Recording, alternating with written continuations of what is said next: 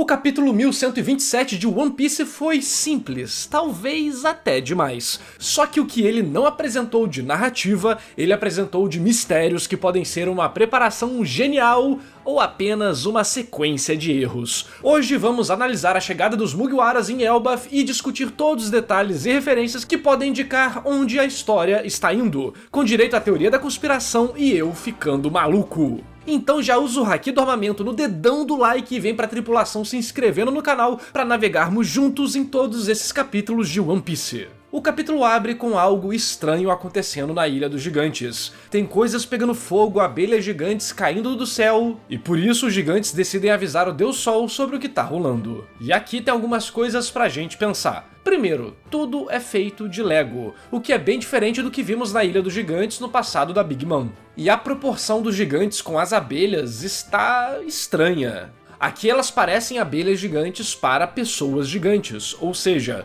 por isso eu me pergunto, seriam esses aldeões realmente gigantes? Ou humanos normais que vivem na ilha? O que você acha? Porque veremos a proporção dos bichos no castelo de brinquedos, e eles parecem ser gigantes na perspectiva do Luffy, dos humanos normais, enquanto essas abelhas também são gigantes para eles. Ou seja, fica um questionamento aqui sobre o tamanho dos gigantes que apareceram no início do capítulo. Afinal, percebe aqui, olha a abelha gigante em comparação com a Nami, e a abelha gigante em comparação a, teoricamente, os outros gigantes. Bem esquisito, né? Por isso me pergunto, seriam esses aldeões realmente gigantes? Ou humanos normais que vivem na ilha? O que você acha? É legal também que o escudo de um dos guerreiros tem um símbolo muito parecido com o Sol, e outro símbolo solar também aparecerá na bandeira do castelo, que possui uma estrela de 5 pontas dentro de um círculo conectado com o X e que tem 4 triângulos, cada um em uma abertura do X. Seria esse o símbolo desse Deus do Sol? E seria ele o verdadeiro Deus do Sol ou só uma pessoa com esse título? Afinal, esses gigantes dizem que vários deuses estão caindo do céu,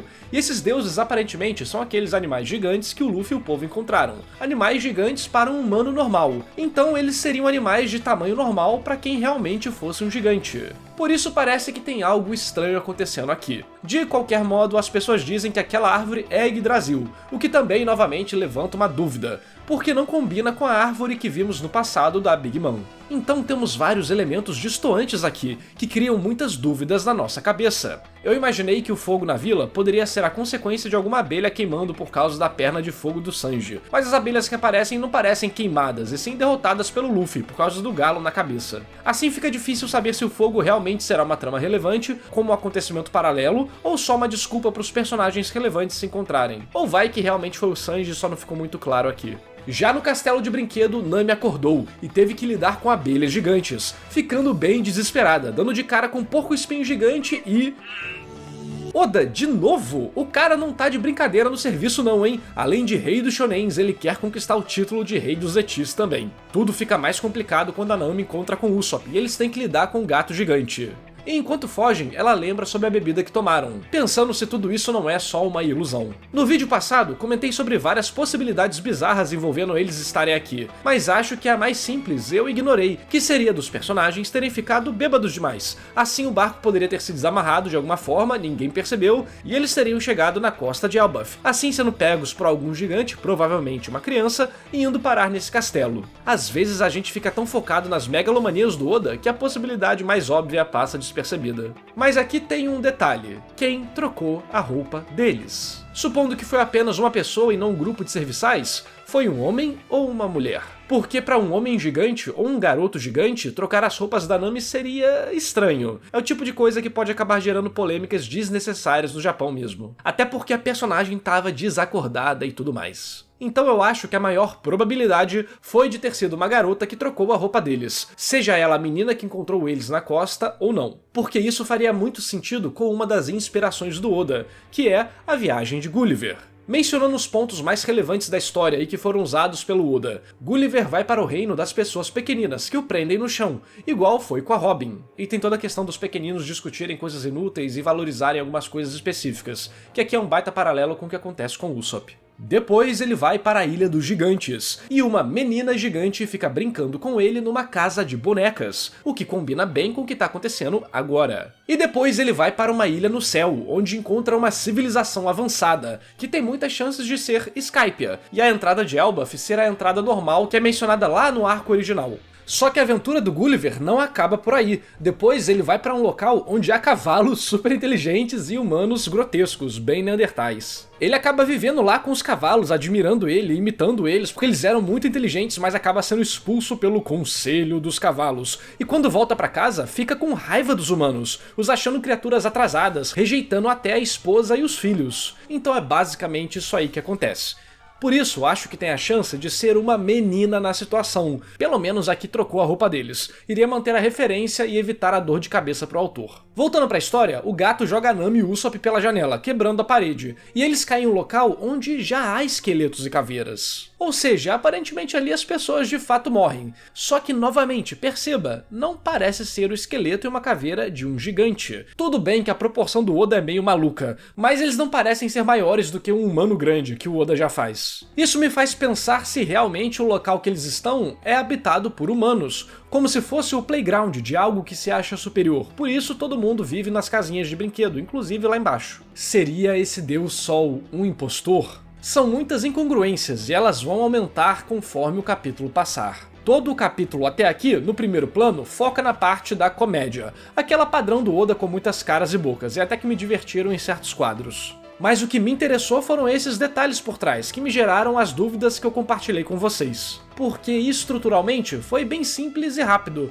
apenas 14 páginas de história, sendo que os capítulos passados também foram mais curtos. Isso pode ser uma tática do autor para poupar a sua energia aqui para trazer coisas mais interessantes nos próximos capítulos. Mas já vamos aprofundar nesse ponto porque realmente não é qualquer autor que pode fazer isso, senão ele vai ser destruído. Então, depois que a Nami cai com Usopp, o gato vira um leão gigante, mas é logo derrotado pelo Luffy, Sanji e Zoro. Assim vimos que o Luffy que comeu o coelho e que o castelo não fica no topo de Yggdrasil, e nem um de seus galhos, e também que o chapéu do Luffy sumiu. Ele não tá nem nas suas costas, nem parece estar debaixo do elmo.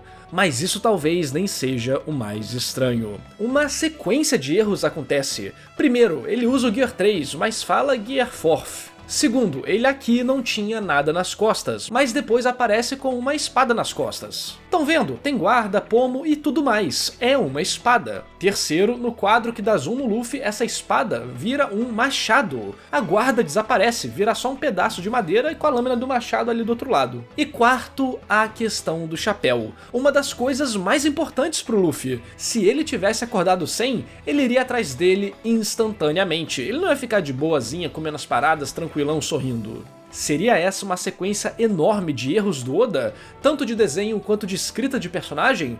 Ou há um significado aqui, como um possível farsante? Eu vou ativar uma teoria da conspiração sinistra aqui e você me diz no comentário o que achou dela. Na última página, após derrotarem o gato, temos esse quadro do Zoro. E observe para onde ele olha. Seu rosto está inclinado para cima, e quando vemos ele de costas, fica mais fácil de perceber. Ele não tá olhando pro gato. Ok, ele fala até sobre isso, mas não parece que ele tá olhando pro Luffy? Pensa comigo, por que ele tem um quadro de destaque ali? Olha a composição da página. Ok, foi um paralelo visual com o Yggdrasil para compor uma página bonitinha. Será que realmente não ter nada ali deixaria a página muito pior? Percebe, nos dois quadros que ele aparece, ele tá olhando pro Luffy. Seu diálogo ainda é sobre encontrar os companheiros, pois não sabe se estão bem. Diferente dos outros diálogos do Sanji e do Luffy, que são sobre comida, Zoro quer voltar pro mar e pro navio. Cara, talvez eu esteja sendo infectado pela doença do Oda Gênio e vendo coisa onde não tem, mas tá tudo muito esquisito. Outra parte curiosa é que o Sanji parte a coroa do gato no meio. Será que o gato voltou ao normal porque a coroa dava algum tipo de poder ou só porque ele ficou inconsciente mesmo? Olha, sendo sincero, esse foi um capítulo narrativamente bem pobre. O que sustenta ele são esses diversos elementos curiosos, e qualquer outro mangaka iria sofrer na votação da Shonen Jump. 14 páginas, capítulo de enrolação basicamente, falta de capítulo na próxima semana, isso ia atrapalhar muito qualquer um. Mas o Oda tem muito crédito, e é por isso que procuramos todos esses detalhes nas páginas, porque realmente o autor coloca essas coisas para descobrirmos. Então foi um capítulo bem leve e indireto de world building, com talvez uma surpresa embutida na questão do Luffy. Então mesmo que narrativamente tenha sido um capítulo de One Piece fraco, os fãs sempre querem devorar todos os detalhes, então isso acaba valendo muito para uma leitura de uma série tão longa assim. tendo mais do que o suficiente pra gente teorizar sobre várias coisas. Por exemplo, o povo fala que esses animais são deuses, mas o Luffy e a galera não só derrotaram alguns deles, eles também comeram um. Isso vai resultar em problemas com os gigantes? Afinal, seria um tipo de heresia. E esses deuses nem pareciam tão poderosos assim. Seriam eles algo mais ritualístico e de prestígio do que seres que dominam os outros pela força? E afinal, seriam deuses de fato ou só criaturas que têm esse título por causa de uma convenção social? Por esses motivos e os outros que eu já comentei, que eu tô achando muito estranho o tamanho da galera ali na cidade e o fato dela ser feito de Lego.